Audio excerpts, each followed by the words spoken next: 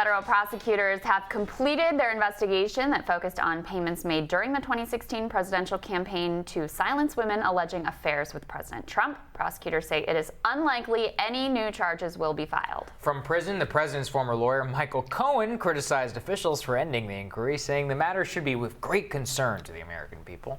He also called for an investigation of the Trump Organization by both Congress and the DOJ. This unfolded just days before former special counsel Robert Mueller is scheduled to testify before Congress. Joining us to dig into all of this is the president's personal lawyer, former mayor of New York, Rudy Giuliani. Mr. Mayor, thank you so much for joining us. So, Mr. Mayor, special counsel is going to come up before Congress. Do you expect anything, and what's the president's strategy going into this?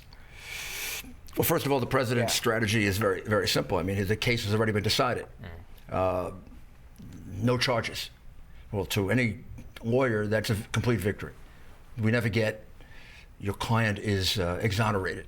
Prosecutors don't exonerate. Right. I don't know where Mueller got this in his head. I think I do know where. I think it came from Andrew Weissman, who has completely distorted our legal system in an excess of zeal, his hero worship of Hillary and his hatred of Donald Trump. So I can't imagine he's going to say anything that we don't know. If he does, it would be highly questionable.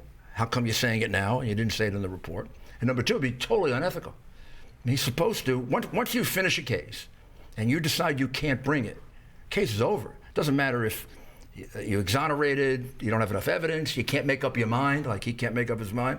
If a prosecutor doesn't bring a case, then the prosecutor got to keep his mouth shut about the facts, because it is so unfair to the person who, after all, isn't going to be charged, but then the prosecutor just shoot his mouth off and say, well, he did this questionable and this questionable, or she did this questionable. This is exactly what the Inspector General condemned Comey for doing to Hillary Clinton. Yeah. And it's exactly what Mueller has done to Trump, except even worse. Comey did a 1-hour statement. This guy did a 430-page report, much of which is just not true. But there's no way to rebut it, except for me to tell you that you can't believe. He's got a whole Michael Cohen section, as if it's true. 3/4 of it is completely untrue. The man is a complete liar. He's made up 3 versions of these events. If you get him on a witness stand, he'd come off the witness stand babbling.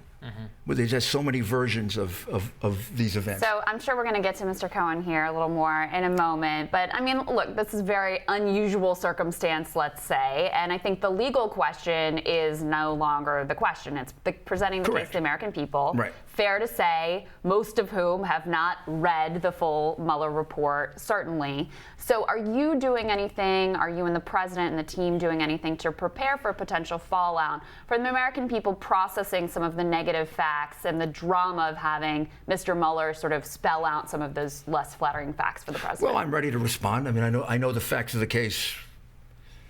I had to learn them 50 times. I'm sure you do. I don't no think there's that. anything. I didn't think there'd be anything in their report that would surprise us.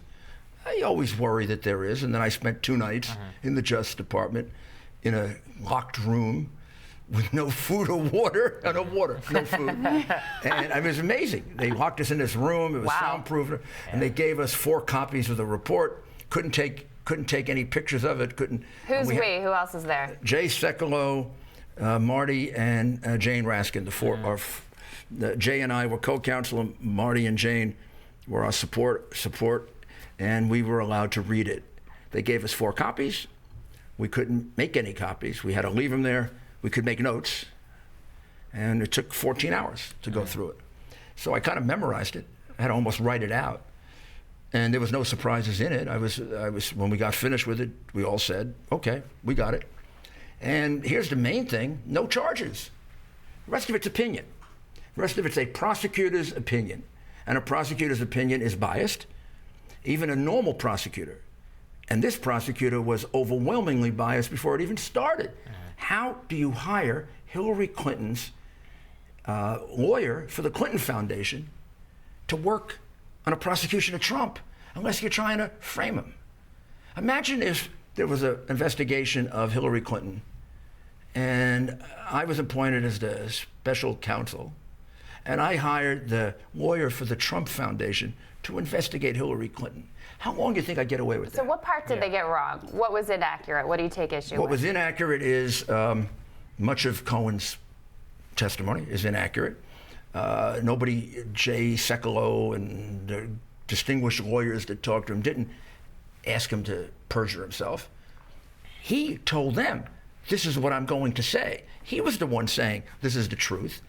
And to the extent that they advised him to tell the truth. So he was either lying then, or he's lying now, or he lied in his testimony before Congress. They don't point any of that out. I mean, the man had just testified in front of Congress and perjured himself on 7 occasions, 2 of them demonstrably false from prior statements that he made on television. He said, I never asked for a job. It's false. Yeah. 2 days after the election, he's on Cuomo's show saying, I want to be chief of staff. Liar. Then he said, I never asked for a pardon. His lawyer asked me for a pardon. His lawyer asked Jay for a pardon. He asked the president for a pardon. And his lawyers then testified that he asked for a pardon. That's complete perjury. And I'll give you an idea of how phony these investigations are on the Hill. No Democrat on that committee has asked that he be prosecuted for perjury, because he told them what they wanted to hear, and they don't care if it turns out to be false.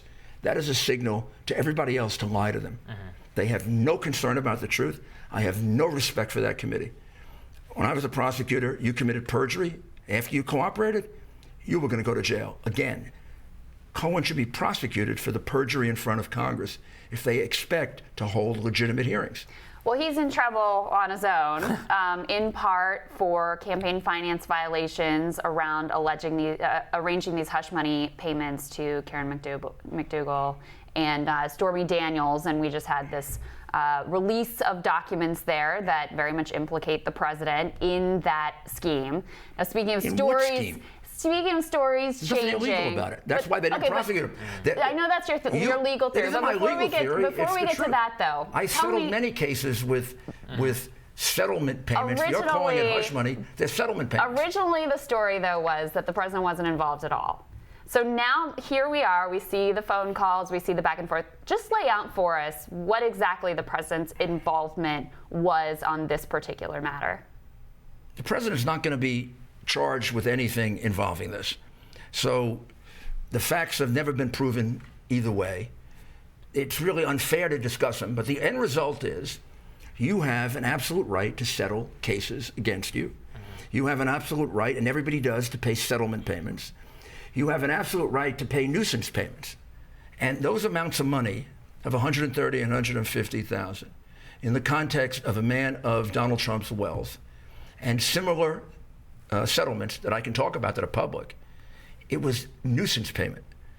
You look at the cases that we see. The timing, there are but you see how the timing. $5 million. You see though how the timing is problematic here. Look at the amount of money in the Fox cases that was paid for sexual harassment. Look at the Harvey Weinstein cases. Sure, but let's talk about the timing. Nuisance payments that are totally legal. Because in terms of it being a campaign finance violation, which would be the totally unsustainable legal theory, which is why they didn't bring it. I know that's your view, but this is my view. It's the view of the commissioners of the Federal Election Commission. Hold on. Yeah. The timing of it is a challenge because some of these phone calls occurred the day after the Access Hollywood tape dropped. So suddenly there was this rush of activity to try to get problematic stories involving women shut down. Isn't that an issue? Doesn't that relate directly to his campaign for president? It doesn't matter, as long as there's a personal reason for it as well. This is what was decided in the Edwards case. That's not exactly what was decided in the Edwards case. Oh, yes, it was. I have the quote from the judge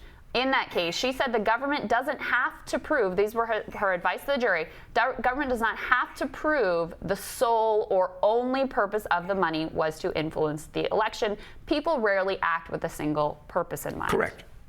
However, the jury either acquitted or failed to reach a verdict on that, and the commissioners of the Federal Election Commission disagree with the Justice Department and say it's not even a violation, much less a criminal violation, of the campaign finance law. And I'm going to tell you why. If it was, it'd be catastrophic.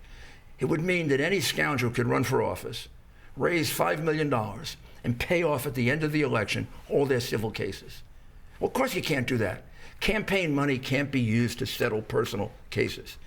The overriding reason to settle it, whether you settle it right before an election or right after, there's a personal reason for doing it.